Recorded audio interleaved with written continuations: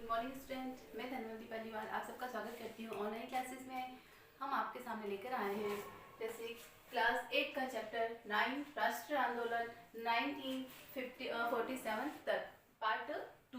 ठीक है, देखिए अपन लास्ट टॉपिक अपना था महात्मा गांधी जी। उन्होंने देश के लिए क्या किया था, यानी किस तरीके से उन्होंने अंग्रेजों का विरोध किया।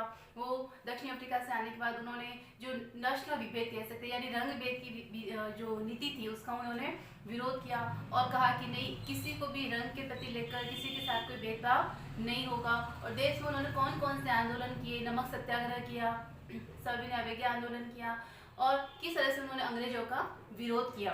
यानी कि अब इससे आगे अपन देखेंगे कि 1920 में अंग्रेजों ने तुर्की के सुल्तान भारतीय मुसलमान पवित्र स्थान बनने गए। अब देखिए क्या हुआ, 1920 में अंग्रेजों ने कहा कि अब अंग्रेज क्या थे, अब भारत में वो फूट डालो राष्ट्रों की नीति अपना रहे थे कि अब ऐसे तो ये भारतीय मानने वाले हैं नहीं, ऐसे तो ये लोग हमारा विरोध कर रहे हैं। तो उस समय भारत में हिंदू और मुस्लिम दोनों एक साथ रहते थे।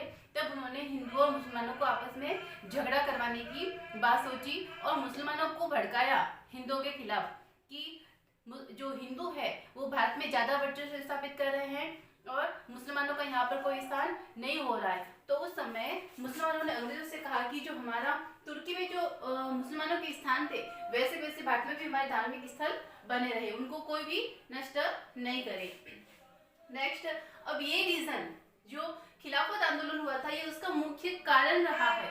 खिलाफत आंदोलन हुआ था जो भारतीय मुसलमान, तो ये कारण रहा था खिलाफत आंदोलन का मुख्य कारण। कौन सा? मुसलमानों ने डिमांड की थी अंग्रेजों से कि जो हमारे जो धार्मिक स्थल हैं वो बने रहे। ठीक है, नेक्स्ट अब आता है रॉलेट सत्याग्रह, यानी कि एक तरह का सत्याग्रह जिसमें क्या था, एक रॉलेट एक्ट कह सकते हैं जिसको एक सत्याग्रह कह सकते हैं कि रॉलेट एक्ट में यानी भारतीय लोगों को अंग्रेजों ने एक ऐसा कानून बनाया जिसमें भारतीय लोगों को अपनी अभिव्यक्ति की स्वतंत्रता, यानी वो अपने मन चाहे कोई भी कार्य नहीं कर सकते और अपने अधिकारों पर अंकुश, यानी अभिव्यक्ति की स्वतंत्रता और अधिकार के ऊपर उन्होंने क्या लगा दिया, अंकुश लगा दिया कि भारतीय अपने मन माने तरीके से कोई भी कार्य नहीं कर सकता, कहीं भी आ जा नहीं सकता, उसको कुछ भी कार्य करने से पहले अंग्रेजों की परमिशन लेनी पड़ेगी।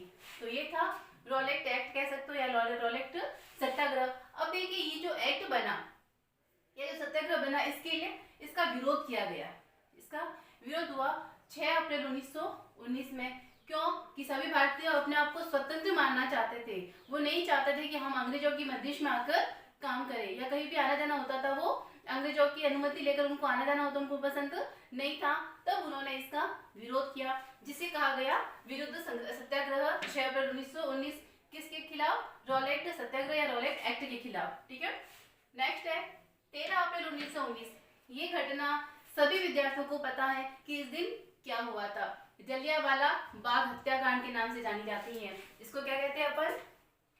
जलियांवाला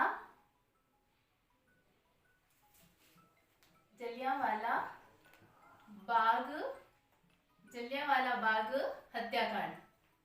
अब देखिए इस दिन क्या हुआ था, देखिए 13 अप्रैल 1919 को अमृतसर में एक अंग्रेज अधिकारी था जिसका नाम था जनरल डायर।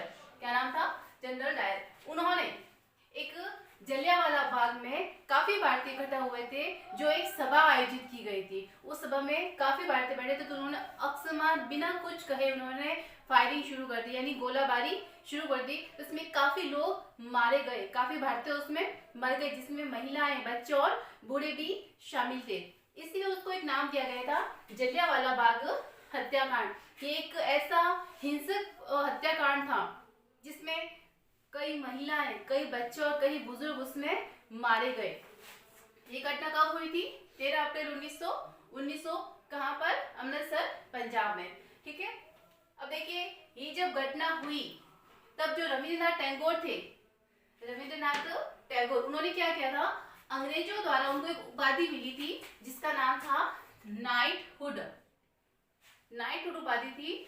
जब ये हत्याकांड हुआ तब रविंद्रनाथ टैगोर ने ये जो उपाधि थी ये वापस अंग्रेजों को लौटा दी कि ये जो उपाधि है आप अपने पास रखो, आप हम भारतीयों को इस तरीके से मारकर हमें ये उपाधि नहीं चाहिए। तब उन्होंने ये इसको वापस दे दिया। और इसी दिन को एक अहिंसक दिवस के रूप में माना जाता है। एक ऐसा हिंसक दिवस जिस दिन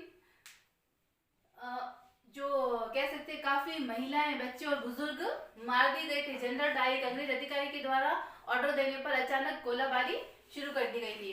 तो नेक्स्ट देखिए 1927 में इंग्लैंड सरकार ने लॉर्ड साइमन आयोग, अपन कहते हैं साइमन आयोग, भारत भेजा था। यानी ब्रिटेन से जो इंग्लैंड सरकार थी उन्होंने एक आयोग बनाया जिसका नाम रखा लॉर्ड साइमन आयोग, जिसमें अंग्रेज जो सभी सदस्य थे वो सिर्फ अंग्रेज थे, उसमें एक भी भारतीय नहीं था। तो इस वजह से भारतीयों ने इसका विरोध किया, इसका बहिष्कार किया। उसके बाद 1929 में 1929 में जो पंडित जवाहरलाल नेहरू थे उन्होंने स्वराज्य पार्टी यानी कि कहा कि हमें पूर्ण स्वराज्य की मांग का प्रस्ताव पारित किया कि हमें जो हमारा राज्य है वो स्वराज्य बनाना है। इसका प्रस्ताव पारित किया किसने? पंडित जवाहरलाल नेहरू ने। कब? 1929 में। इसके बाद इसमें क्या घटना होती है? 26 जनवरी 1930 को प्रथम स्वतंत्रता दिवस मनाया गया। अब देखिए जब ये प्रस्ताव पारित हो गया 1929 में, तब इसके जस्ट बाद 26 जनवरी 1930 को माना गया कि हमारा देश आजाद हो गया। तो उस दिन पहला स्वतंत्र दिवस मनाया गया। अब देखिए आजाद हिंद फौज, यानी कि ऐसा तो नहीं हुआ ना कि 1930 के बाद अंग्रेज चले गए, ऐसा तो हुआ नहीं। हाँ, अंग्रेजों को भय जरूर हुआ, अंग्रेजों के खिलाफ हमने बहुत ही ऐसे आंदोलन किए, लेकिन अब एक आजाद हिंद फौज की स्थापना की गई जिसमें रास बिहारी बोस, कैप्टन मोहन और जिसके मुख्य कमांडर थे या जो सर्वोच्च जिसमें थे वो थे सुभाष चंद्र बोस। ठीक है, जिसमें 3 लोगों के नाम अक्सर पूछे जाते हैं कि आजाद हिंद फौज की जो सेना कह सकते हो उसमें कौन कौन थे, तो रास बिहारी बोस, कैप्टन मोहन और सुभाष चंद्र बोस। इसके बाद 8 अप्रैल 1929 को केंद्रीय विधान परिषद में बम फेंका गया। अब देखिए ये जो घटना है बहुत ही कह सकते हैं अंग्रेजों को डराने वाली घटना थी। अब वो क्या?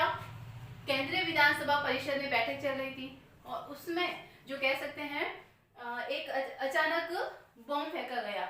बम फेंका गया था भगत सिंह के द्वारा। किसके द्वारा? भगत सिंह। यहां मैं लिख देती हूं, भगत सिंह के द्वारा। ठीक है,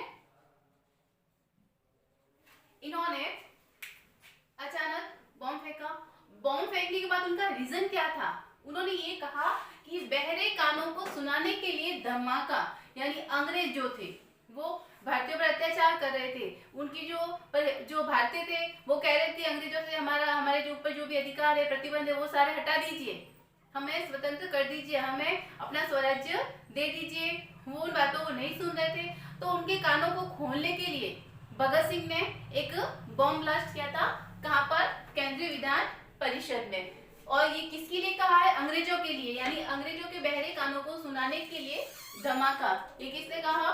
भगत सिंह ने। और देखिए उसके बाद भगत सिंह को 23 वर्ष की उम्र में ही फांसी की सजा दे दी गई। इसी कारण से भगत सिंह को 23 वर्ष की उम्र में ही फांसी की सजा दे दी गई। अब नेक्स्ट है दांडी मार्च, यानी कि ये जैसी घटना हुई उसके बाद दांडी मार्च, जैसे अपन लास्ट क्लास में उसमें हम पढ़ चुके थे, महात्मा गांधी के द्वारा जो नमक कानून तोड़कर दांडी यात्रा की गई थी वो 1930 में की गई थी। 240 किलोमीटर पैदल चलकर उन्होंने नमक कानून बनाया था। यानी अंग्रेजों का नमक कानून था, नमक के ऊपर टैक्स लगा हुआ था, तो भारतीय सभ्यों ने उनका विरोध किया था और अंग्रेज उस बात को नहीं माने थे। तब गांधी जी ने 240 किलोमीटर पैदल चलकर दांडी नामक स्थान पर जाकर स्वयं नमक बनाया था। ठीक है, इसके बाद 1935 में अपन कहते हैं 1935 एक एक्ट के रूप में गवर्नमेंट ऑफ इंडिया एक्ट एक एक्ट बना, यानी इसमें भी भारतीय लोगों के लिए कुछ नियम और कानून बनाए गए। 1937 में अब देखिए चुनाव हुए।